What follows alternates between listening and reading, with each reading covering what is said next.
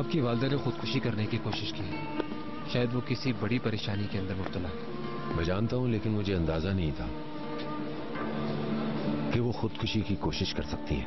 मैं समझ सकता हूँ, नहीं होता अंदाजा। मुझे लगता है कि उन्हें कोई गहरा सदमा पहुंचा है। आप जल्द से जल्द इन्हें किसी साइकियाट्रिस्ट को दिखाएं।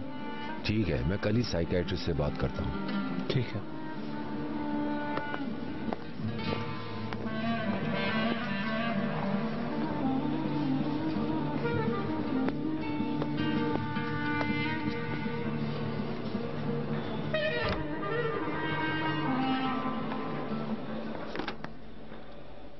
तुम बाहर रुको।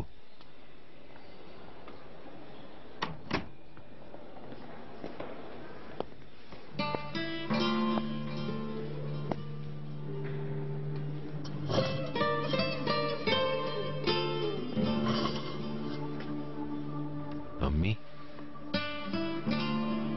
मैं बहुत डर गया था। आखिर आपने नींद की गोलियां क्यों खाई? अब आप बिल्कुल ठीक हैं। डॉक्टर ने बताया मुझे कि अब खतरे की कोई बात नहीं है। बस एक रात रुकना होगा यहाँ। कल शाम तक हम अपने घर जाएंगे। मैंने दुआ की है, आप बिल्कुल ठीक हो जाएंगी। मुझे क्यों बचाया? ये क्या कह रही हैं आप? मैं और नहीं जीना चाहती।